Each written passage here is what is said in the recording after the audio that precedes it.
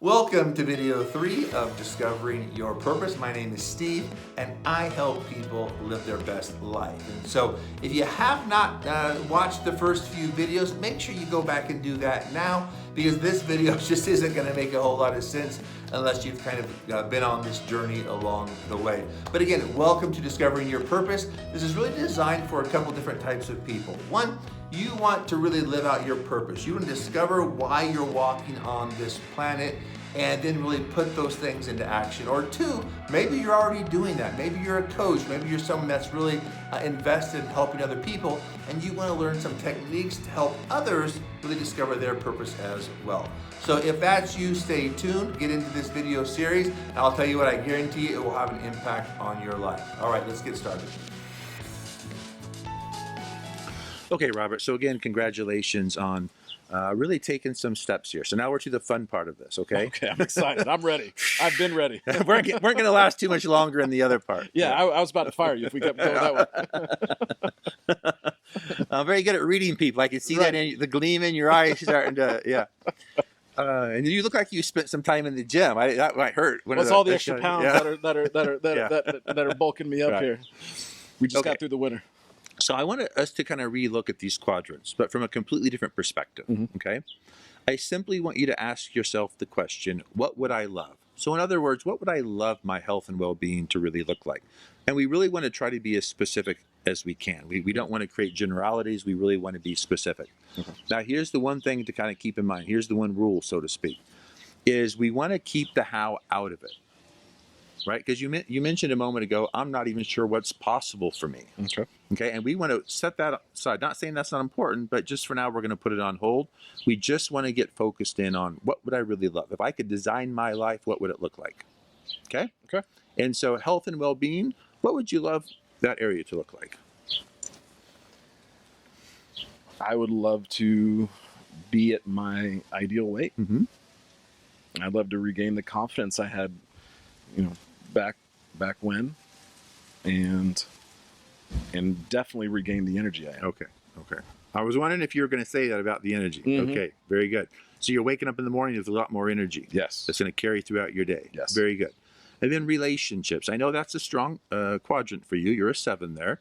But again, what would it, give me what the 10 looks like? What would you like there? The 10 would be to have that fire in my relationship, in my marriage that we once had. Okay. That just strong connection and super in touch with each other. Okay. And Kind of restore the passion a bit? Restore the passion. Okay. And with my kids, creating more memories, more time spent, quality time, and really reaching out to some of those friendships and just improving all of those more than what they already are. I wanted to pause after the relationship quadrant because I think there's a few things here that are very important. Oftentimes when people ask what their purpose is, they almost kind of reference the vocation quadrant. And by no means there's anything wrong with that, and that's really where Robert is at. But oftentimes as well, people might be looking for their soulmate, or they really want to demonstrate greater love in their marriage. There's nothing wrong with having that as a purpose as well. We live in a world that is hungry for love and for connection and companionship. And so to exemplify what that really looks like, that's okay. All I'm trying to communicate here is our vision does not necessarily have to be a job or a business that we go to. It could be in our relationships, it could be in our health, it can be in our time and money freedom. So don't allow outside influences to impact your discovery, but rather you be in tune with you as to what it is that you really want. Okay, now back to our vision. You mentioned wanting to take a vacation earlier that you've been put off for a couple of years. Where would you go? Where would you take them? The kids have been dying to go to Disney. And I'd love to do a big week-long, the mouse bringing us breakfast in bed in our hotel room. Yes, that's a great trip. Disney vacation. That's a great trip. And then let's go to your time and money freedom quadrant next, okay? How would you say or what would you love to that area to look like? Well, if we're talking about more money, I would love more money. Okay. So let me just kind of make one mention. We want to really get specific here, okay? Because if you say you want more money and I hand you $1, that just means you have more money. Case closed. We're done. I want more money than $1. Exactly, because that's not going to change your life, right? Yes. So really kind of dig deep in here. What would I really love it to look like? Double what I'm making now. Okay, so what number is that? $130,000. Now, if I gave you 150,000, would you be happy or unhappy? Very happy. Okay, so how we want to word that then is, because we're going to create your vision statement next. We're going to do a really cool exercise that you're going to like. Okay. We want to write 130,000 or something greater still. Okay. So in other words, we're kind of having a baseline, but we're not capping that either. Does that make sense? Mm-hmm. Okay. Now imagine you're generating, let's say 130 plus. Okay. That's not the whole quadrant, right? Because if you're still working at the same job or you're still commuting, you're still, right? So what does that look like from a time perspective? And then what are you doing with some of that extra time? Did that make sense? Yeah, Okay. I would be working 40, 45 hours a week. I definitely wouldn't have a 2.5 hour commute. That would be Something out. closer to home for sure. That would be definitely out, round the corner, if Okay. not in the home. Okay. So maybe you work from home. Maybe, yeah. It's very popular these days. I think that would be great. Okay. Have you considered, or does it appeal to you, is a better way to say it, like being able to create your own schedule where maybe you're working the same hours, but you're now defining when those hours are versus not? Is that important or not important? That is very important. Okay. I'd love to be able to make my hours, hit some ball games with the kids, school activities, Yes. and be there for my wife when she needs me to, and really shift my schedule to the needs of my family. I have a client of mine who said basically the same thing that you're kind of talking about there, and now she's able to go to all of her children's soccer games. So before she felt like she was just really missing out on their life, and she still is working in another occupation, but she's now able to create that schedule where she really hits the quality time with the kids when needed. Sounds great. Yeah, very good, very good. Okay, so Robert, now let's kind of dive into your vocation quadrant. Okay, about your current career. You don't really care for maybe having a boss, or at least that boss, right? That relationship's a little strange, but you love the relationship you have with the people that you manage and lead. So you get a lot of joy and fulfillment out of that leadership component. You'd like to have work that's more meaningful, maybe either a different kind of a boss or no boss at all. Well, yeah. So that's just kind of recapping what I heard, and if I said something incorrect, You got it. No, you got it all. correct it. Mm-hmm. So when you think of other things you could be doing occupationally, then what would kind of fit then what it is you said you would love? Another question would be, how do I want to feel at the end of my day? How do I want to feel? Well,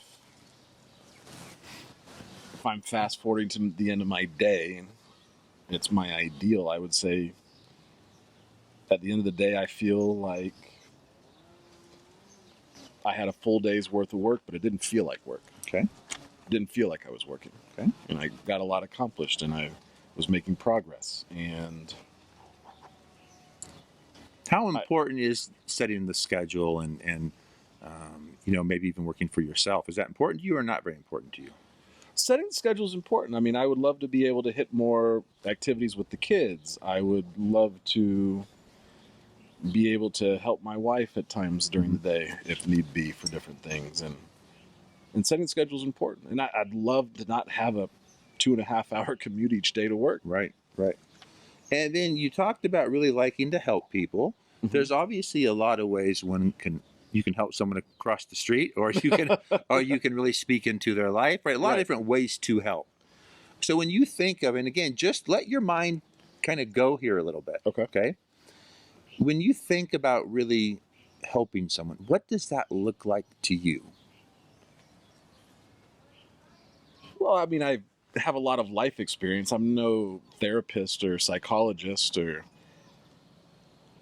but I do tend to steer people in the right direction. Okay. When it comes to different things, yeah, I would say, yeah. I mean, let's even go one step further. When you imagine that, do you think of a one-on-one type conversation over the phone, or do you think of maybe larger groups, smaller groups? If you just let your mind go a little bit, we're just exploring. Right. What does that look like? I'm no public speaker, so I would say more one-on-one. Okay. So in other words, if we switch seats, you'd be happy.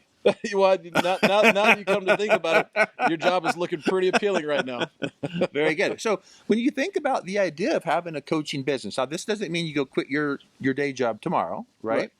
How does that kind of really feel? If you really kind of put that into your mindset, does that sound like something that would be really a fit for you?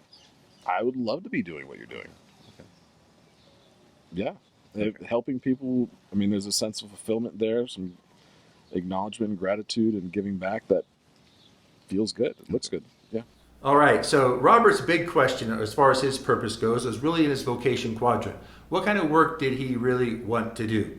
Now, in his pain, you might have noticed that the one part of his job he liked was the fact that he was empowering people, the leadership component of his position. So early on, I figured I'd kind of lead him down a coaching path. But that's obviously not always the case. And there's nothing wrong with having a purpose or a vision in all kinds of different areas of life. And so if Robert would not have gone that direction, here's some questions that I like to ask people. When the client simply says, I have no idea what it is that I want to do, or maybe that's you're listening saying, I have no idea what it is that I want to do. If they can't answer the question, what would I love? I always go to the question, how would you like to feel? In other words, at the end of the day, how do you want your job to really make you feel? And they could respond in hundreds of different ways. And then I might even follow that up with a question like, if I were to hand you $1 million, what would you do with it? In other words, that's taking failure away from people. That's taking away a need to generate income away from people, really getting into what their heart is. So what are you really passionate about? In that area, sometimes people might even bring up a hobby. Let's say Robert would have said he loves to work with wood, or he loves to fish for that matter.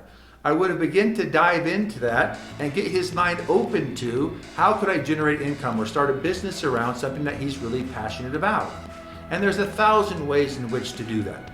Okay, having said that, let's jump back into the video.